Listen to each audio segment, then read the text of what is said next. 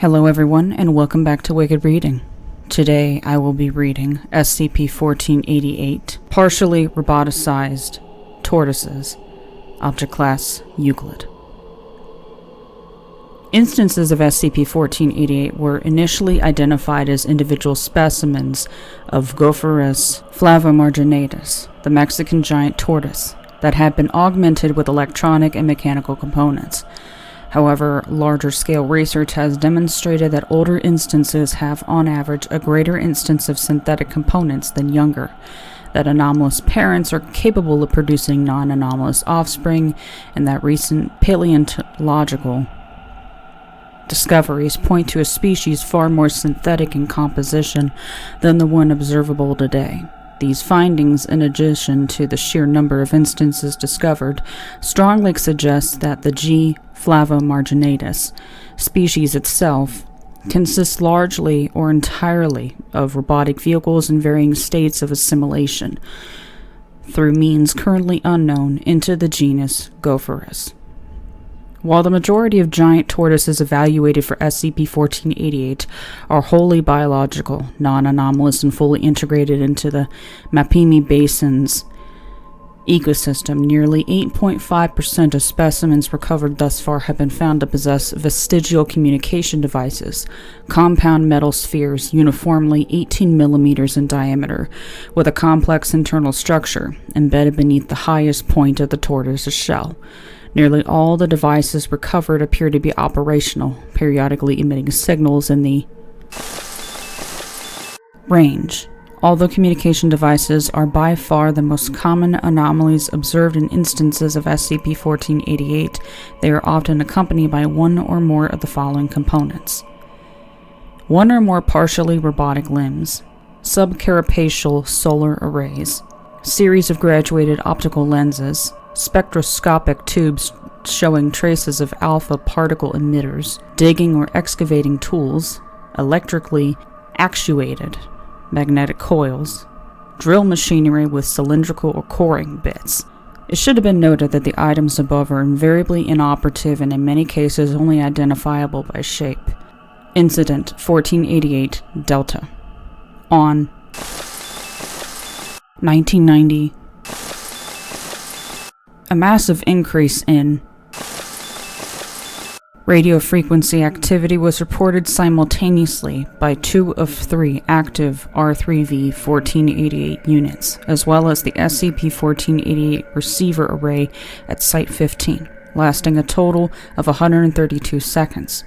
Approximately 70 hours later, an answering signal was returned with unambiguous origin, RA equals with declination. In contrast to the relatively short duration and comparatively narrow frequency range of the outgoing spike, the answering signal lasted over 7 hours and 45 minutes and occupied a much wider band of frequencies, giving rise to a variety of unprecedented radiological, meteorological, and geological phenomena, much of it, such as globally observable. Following 1488 Delta, containment protocols for SCP-1488 instances were revised, and the number of R3V units assigned to SCP-1488 doubled to reduce the likelihood of a repeat incident. Footnotes 1. Numbers belonging to instances dying in containment have not been reassigned. At present, this series encompasses 183 instances. See Table 1488-07-Bravo for a current record of individual assignments and neutralization dates. 2. For example, Document 1488-51-ARC, Weird Giant Prehistoric Turtle with Artificial Limbs Unearthed in Mexico. .com, and related incident, disinformation, and medication logs, etc. 3. Roughly 850 instances of SCP-1488 are believed to exist, out of a candidate population that one third-party conservation group estimates at over 10,000 individuals. 4. An area of the sky not known or observed to be occupied at the time. Special Containment Procedures. SCP-1488-001 through 214 are housed in an underground enclosure within Site-15, provided with artificial sunlight and climate control adjusted to mimic the conditions of the Bolson de Mapimi area of Mexico, with adequate seasonal variation. Food and water may be delivered to the enclosure as needed via security corridors furnished with lead-lined doors. Antennae have been placed throughout the enclosure to receive transmissions from SCP-1488 instances, and a researcher must enter the enclosure at least once every 24 hours to receive transmission records. An electromagnetic pulse (EMP) device has been relocated to the center of the enclosure and must be kept armed and ready to fire at all times.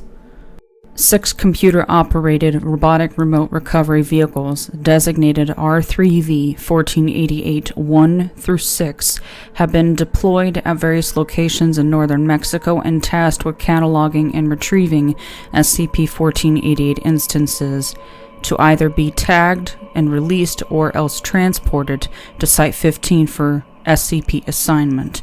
Junior research assistants assigned to SCP-1488 are reminded that R3V units regularly communicate with Site-15 and that all communications must be reviewed and logged within 24 hours.